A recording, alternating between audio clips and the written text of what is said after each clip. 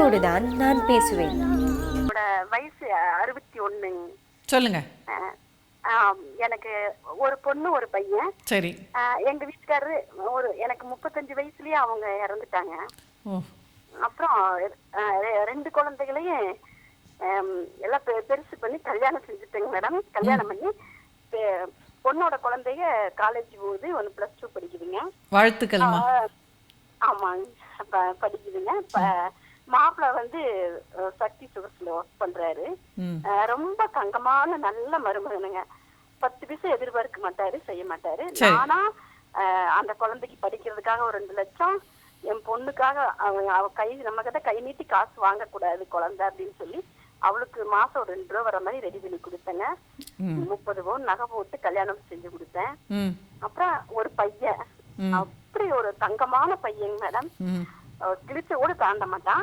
எங்க பொண்ணு கல்யாணத்துக்கு அப்புறம் தான் என் பையனுக்கு கல்யாணம் பண்ணேன். நானே பாப்பாவுக்கு கல்யாணம் பண்ணி வச்சோம். அதனால அம்மா நம்மளுக்கு செய்யலன்னு நினைக்க கூடாதுன்னு சொல்லி எங்க வீட்டுக்காரோடைய வேலை பையனுக்கு கிடைச்சதுங்க மேடம். அவன் வேலை ஈபில ஒர்க் பண்றாங்க பையன். சரி மேடம், கேட்டுட்டு இருக்கேன். ஈபில ஒர்க் பண்றாங்க. அப்புறம் பொண்ணு கல்யாணம் முடிஞ்சோடனே பையன் கல்யாணம் செஞ்சுட்டோம். நல்லா சிறப்பு கிராண்டா பண்ணாங்க. அப்புறம் மருமக வந்ததுக்கு அப்புறம் அங்க ஊருக்கே போகணும் அப்படின்னு சொல்லிட்டு பையனை அங்கேயே சேலத்துல பொண்ணு கட்டினதுங்க. அங்க கூட்டிட்டு போயிட்டா. சரி. போனதுக்கு அப்புறம் வந்து கல்யாணத்துக்கு அப்புறம் கிழிச்ச கூட தாண்டாத பையன். பேங்க்ல அக்கௌண்ட் வச்சாலும் பையன் பேரு என் பேரு தான் இருக்கும். ஏதாவது வேணும்னா எடுத்துட்டு வர சொல்லுவேன், செய்வேன். 1 ரூபா கடன் வாங்க மாட்டாங்க மேடம். சம்பளம் 8 வருஷம் எனக்கு சம்பளம் கொண்டு வந்து கொடுத்தான். எனக்கு காலை தொட்டு கும்பிட்டு 250 ரூபா மட்டும் செலவு கொடுப்பேன். கொண்டாந்து எங்கிட்ட கொடுத்துருவேன். 8 வருஷமா கரெக்டா குழந்தைங்க நல்ல குழந்தைகளா இருக்குங்காட்டி அழகா குடும்பத்தை கொண்டுட்டு வந்துட்டேங்க மேடம். சரி. கல்யாணத்துக்கு அப்புறம் அவன் ஒரு ஃப்ரெண்ட்ஷிப்பு, மனைவியினுடைய சூழ்நிலை, இதெல்லாம் இந்த காரணமாவோ என்னமோ அது கடவுளுக்கு தான் வெளிச்சம். வந்து கல்யாணமாயி ஒரு 2-3 வருஷத்துக்குள்ளேயே ஒருத்தர் பணம் குடுக்கல் வாங்கல் பண்ணி கொஞ்சம் பயங்கரமான சிக்கல் பண்ணி வச்சுட்டாங்க. நான் எந்த இடத்துல ஜெயிச்சு வந்தாலும் திருப்பி போய் அதுலயே உட்கார மாதிரி ஒரு நிலைமை ஆயிடுச்சுங்க. சரி, இருந்தாலும் ஃபேஸ் பண்ணுவோம், குழந்தைகளை நம்ம ஃபேஸ் பண்ணுவோம். கடவுள் நம்ம இப்ப இந்த கட்டத்துல அனுபவிக்கணும்னு வச்சுட்டான், ஃபேஸ் பண்ணுவோம்னு சொல்லி பொண்ணு பையன் எல்லாம் இங்க வருவாங்க, செய்வாங்க. நானும் கஷ்டப்பட்டு என்னால முடிஞ்ச வரைக்கும் எல்லாம் ஃபேஸ் பண்ணேன். இப்ப என்னாச்சுனாங்க மேடம், அங்க இருக்கிற இடத்துல ஒரு 2-3 பேர்த்திட்ட கடன் வாங்கி வச்சுட்டேன். எனக்கு பென்ஷன் விட்ட வேற கிடையாதுங்க. பிரசத்தோட உடல்நிலை சரியில்லை. அந்த பென்ஷனையும் வந்து கொடுங்க அப்படின்ட்டு கேட்குற மாதிரி அதுலயும் வந்து வாங்கிடுவான். இது எனக்கு ரொம்ப மனசுக்கு, அதாவது ஒரு பல்ல சரி பண்ணணும், டாக்டர்கிட்ட போனா 10 ரூபா 15 ரூபா வேணுங்கிறாங்க. வீட்டை பராமரிக்கணும், நல்லது கெட்டதுக்கு போகணும் வரணும். நம்ம பிரச்சனை நம்மளோட போட்டு உறவுகள்ங்கிறது வேணும்ட்டு எந்த இதையும் நிறுத்த மாட்டேங்க மேடம். இவங்களையும் சேர்ந்து கூட்டிட்டு போவேன். அதுக்கெல்லாம் காசு சேர்த்து வச்சிருந்தா தான் பார்க்க முடியும். இப்படிப்பா அப்படின்னு புரிஞ்சுக்கோன்னு சொன்னாலும் அவனுக்கு புரியக்கூடிய நிலைமையில அவன் இல்லைங்க. அவனுடைய சம்பளம் மாசம் 60,000 ரூபாங்க மேடம். சூழ்நிலை காரணமா அவ்வளவு ஒழுக்கமான பையன், இப்பவும் எந்த கெட்ட பழக்கமும் இல்லைங்க மேடம். அவ்வளவு நல்ல பையன், ஆபீஸ் போகாத 2 பெண் குழந்தைங்க,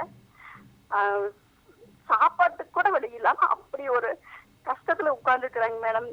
அதுக்கு என்ன காரணம் என்னன்னு சொல்லி போய் கண்டுபிடிக்கும் என்னால அது சரி. கணவன் மனைவி அவங்க பிரச்சனைனால நான் போய் கேட்கவும் முடியல, பண்ணவும் முடியல. ஆனா பணம் வந்து கேட்கும் போது ஏதாவது பேசி பையன் ஏதாவது தற்கொலை பண்ணிக்குவானா அப்படின்ட்டு ரொம்ப வேதனையா இருக்குதுங்க மேடம். பையனை இழந்துடக்கூடாது, இவ்வளவு கஷ்டப்பட்டதெல்லாம் வீணா போயிருமே அப்படின்னு மனசு பரிதவிக்குதுங்க மேடம். குழந்தைங்க போன் பண்ணி ஆச்சு அது இல்லை இது இல்லை, குழந்தைங்க எங்கிட்ட போன் பண்ணி நானும் 1000, 2000, 3000, 4000 இப்ப இந்த ஒரு 8 மாசமா ஆபீஸ் போலங்க மேடம். மன உளைச்சலா இருக்குது, என்னால போக முடியல. கடன்காரங்க தொல்லை பண்றாங்க, அவங்களுக்கு இது பண்ணணும் அப்படி இப்படின்ட்டு. இவளுடைய பிரச்சனை என்னன்னு தெரிய மாட்டேங்குதுங்க மேடம். ஆபீஸ்க்கு போகாம உட்காந்துட்டு நானே இப்ப 7-8 மாசத்துல 50,000 ரூபாய் கொடுத்தேன். நான் எப்படி எங்க குடும்ப பிரச்சனையை எப்படி சமாளிக்கிட்டோம்? இது வந்து ஒரு அவமானப்படுத்தவோ பையனை இழக்கவோ எதுக்குமே மனசு தவிக்குதுங்க மேடம். நான் என்ன செஞ்ச சரியே, ஏதாவது தனிமையில் இருக்கிறேன், எனக்கு ஹெல்ப்புக்கு ஆள் கிடையாது, இருந்தாலும் பயங்கரமான தன்னம்பிக்கை, பேஸ் பண்ணி பார்த்துருவோம், எத்தனையோ பண்ணிட்டேன், இதை கரெக்ட் பண்ண மாட்டோமான்னு தன்னம்பிக்கையா தான் நான் இருந்துட்டு இருக்கேன் இந்த நிமிஷம் வரைக்கும். கொஞ்சம் மூளைக்கு வேலை கொடுத்து மனசு கஷ்டப்பட்டாலும் ப்ரெஷர் சுகர் ஏறி படுக்கையில படுத்துருவணுங்க மேடம். அப்புறம் மருமக வீடு அவங்க அளவுக்கு தான் கரெக்டா இருக்குது. எனக்கு ஹெல்ப் பண்ண பையனும் சரியில்லை, மருமகளும் சரியில்லை. ஒரு உடல்நல சரியில்லைன்னு போக முடியல, வாய்க்கு பிடிச்சதை வாங்கி சாப்பிட முடியல, ரொம்ப கஷ்டத்துல இருக்கிற. அப்பதான் பையனை இழந்துருவோமோ அப்படிங்கிற ஒரு பரிதவிப்பு நான் தாங்கிக்க முடியலைங்க மேடம். ஒரு தாயின்னு சொல்லிட்டு கடவுள் எங்களுக்கு பைசா கொடுத்து உதவி செய்யாட்டி பிரச்சனையை மட்டும் கரெக்ட் பண்ணி கொடுத்தா, யாராவது நம்ம பிரச்சனையை கரெக்ட் பண்ணி கொடுக்க மாட்டாங்களா, நம்ம பையனோட வாழ்க்கை நல்லா இருக்காதா அப்படின்ட்டு மனசு தவிக்குதுங்க மேடம். 5 வருஷமா இன்கிரிமெண்ட் கட் பண்ணி வச்சிருக்கிறாங்க மேடம் பையனுக்கு. அவன் பண்ணினது தப்பு தான், கடன் வாங்கினது தப்பு தான், அது மன்னிக்க முடியாத குற்றம். அவனுக்கு நானுன்னு புத்தி சொல்லியோ ஒரு அறிவுரைகள் சொல்லியோ பயப்படாதுன்னு சொல்லவோ பயந்து ஒரு மாதிரி ஆயிட்டானா இல்ல மைண்ட் பாதிச்சிருச்சா என்னன்னு தெரிய மாட்டேங்குது மேடம். குழந்தைகளாம் போன் பண்ணி சாப்பாட்டுக்கு இல்ல அப்படி இப்படின்னு சொல்லும்போது எவ்வளவு கஷ்டமா இருக்குதுங்க மேடம். வீட்டு வாடகை கொடுக்காம நம்ம மனசுக்கு பையனோட நிலைமை தவிக்குதுங்க மேடம். எனக்கு அது மனசுக்கு திருமணமாகி எத்தனை வருஷம் ஆச்சு உங்க பையனுக்கு? என்னங்க மேடம்? உங்க பையனுக்கு திருமணமாகி எத்தனை வருஷம் ஆச்சு? 15 வருஷம் ஆச்சுங்க மேடம். இப்போ திருமணம் ஆன புதுசுல உங்க மருமகளும் உங்க மகனும் உடனே தனி கொடுத்தனும் போயிட்டாங்களா இல்ல உங்க கூட கொஞ்ச நாள் வாழ்ந்து இருந்துட்டு போனாங்களா? இல்லைங்க மேடம், அதாவது வீடு ஒண்ணு சொந்த வீட்டுல தான் இருக்கிறேங்க மேடம். ஒரு சுருக்கமா பதில் சொல்லுங்க. ரொம்ப இல்ல நீங்க சுருக்கமா, நான் கேக்குற கேள்விக்கு சுருக்கமா பதில் சொல்லணும். உங்க பையனுக்கு கல்யாணம் பண்ணி வச்சுங்க, எத்தனை மாசம் கூட இருந்தாங்க? கூடவே இல்லைங்க மேடம், ஒரு 3 மாசத்துல வீட்லயே ஒரு வீட்டு வாடகைக்கு தனியா கொடுத்து அங்க வச்சுட்டேங்க மேடம். அது வந்து சண்டை போட்டுட்டு அவங்க போற மாதிரி ஆயிடுச்சா இல்ல நீங்களே விருப்பப்பட்டு அவங்கள தனியா வச்சுங்களா? நானா விருப்பப்பட்டு அவ வந்து நான் தனியா தான் இருக்கணும்னு ஆசைப்பட்டா.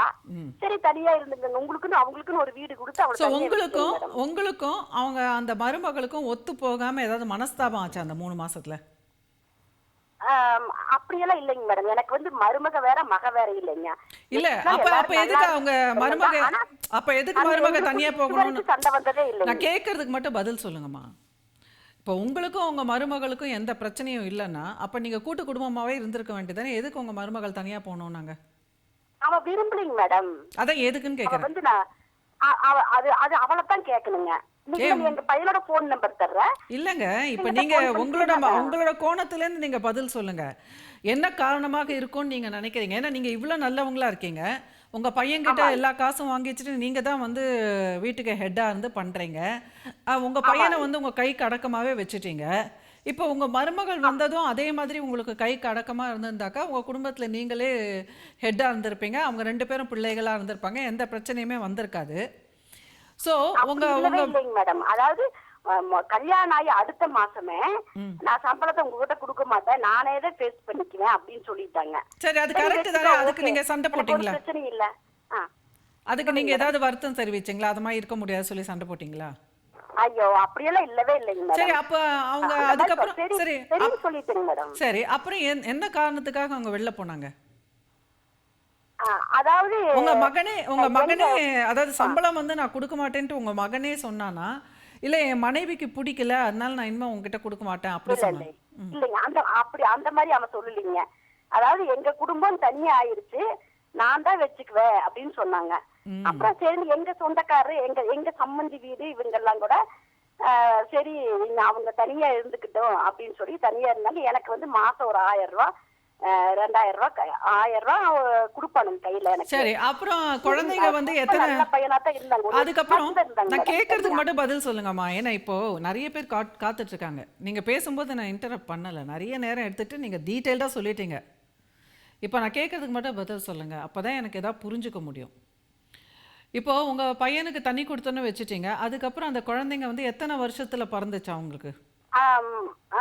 கல்யாணம் ஆகி ஒரு 2 வருஷத்துல முதல் பொண்ணு, அப்புறம் ஒரு வருஷம் கழிச்சு இன்னொரு பொண்ணுங்க. சரி அப்ப அந்த குழந்தைங்க எல்லாம் பிறந்ததுக்கு அப்புறம் அவங்க நல்லா ஹாப்பியா இருந்தாங்களா அது வரைக்கும்? ஹாப்பியா இருந்தாங்க மேடம். எப்போ வந்து கடன் எத்தனை வருஷம் கழிச்சு அவர் கடன் வாங்கினாரு? என்ன காரணத்துக்காக? அது அது வந்து அவங்களுக்கு தான் கேட்கணும். இவங்க தான் தனியா இருக்கிறாங்களே மேடம். சரி, அப்போ உங்களுக்குள்ள வந்து பேச அப்ப கூட மாட்டா, தனியா தான் இருந்தாங்க. அதான் அதான் இப்போ இருங்க நிறுத்துங்க நிறுத்துங்க. அதாவது உங்களுக்குள்ள வந்து பெரிய சீரியஸ் ப்ராப்ளம் ஆயிருக்கு. நீங்களும் உங்க மகனுமா இருக்கும் பொழுது ஆல்மோஸ்ட் வந்து நீங்க வந்து அவரை உங்களோட வாழ்க்கை துணையா நினைச்சிட்டு நீங்க ஒரு கூட்டு குடும்பமா நீங்க உங்க டாட்டர் உங்க பிள்ளைங்க வந்து ஒரு ரொம்ப டைட்டா ஒரு என்மெஷ்டா வாழ்ந்துட்டு இருக்கும் பொழுது அது வந்து ஒரு உங்களை அறியாம வந்து அவங்கள விட்டு கொடுத்தது அப்படிங்கிறது உங்களுக்கு ஆழ்மனத்துல வந்து ஒரு பெரிய ஒரு ப்ளோ தான். அது அவனுக்கும் ப்ளோ தான். ஸோ அப்போ அவன் தனியாக போனதுக்கப்புறம் எங்கேயோ வந்து நீங்கள் பேச்சுவார்த்தையெல்லாம் கட் பண்ணிவிட்டு நீங்கள் ரொம்ப கோவத்தோடு இருந்தது வந்து அவரோட மனசை பாதிச்சிருக்கோம், உங்களோட மனசையும் பாதிச்சிருக்கோம், நான் இல்லைன்னு சொல்லலை. அதுக்கப்புறம் வந்து அவருக்கு வேண்டிய சின்ன சின்ன விஷயங்களுக்கெல்லாம் கூட அவருக்கு வந்து ஒரு கைடன்ஸ் கிடைக்காம இருந்திருக்கும். ஏன்னா அவர் எப்போவுமே வந்து ஃபினான்ஸ் எப்படி ஹேண்டில் பண்ணுறதுன்றத அவர் தனியாக இருந்து கற்றுக்கவே இல்லை, உங்ககிட்ட தான் அவர் கொடுத்துட்டாரு. ஸோ நீங்கள் ஹேண்டில் பண்ணுற மாதிரி அவர் பண்ணணும்னு நினச்சி ஏதாவது அகல கால் வச்சு அவருக்கு பிரச்சனை ஆகிருக்கலாம். ஸோ அவருக்கு வந்து சின்ன சின்ன ஃபங்க்ஷன் வீட்டில் வந்து பசங்களுக்கு ஃபீஸ் கட்டுறது இந்த மாதிரி ஏதாவது ஒரு எக்ஸ்ட்ரா எக்ஸ்பெண்டிச்சர் வரும்போது அதை எப்படி ஹேண்டில் பண்ணுறதுங்கிறதுக்கு அவருக்கு கைடன்ஸ் கிடைக்காம இருந்திருக்கலாம். ஆமாங்க மேடம், அதான் உண்மைங்க. எப்படி குடும்பம் நடத்துறதுன்னு அவனுக்கு தெரியல.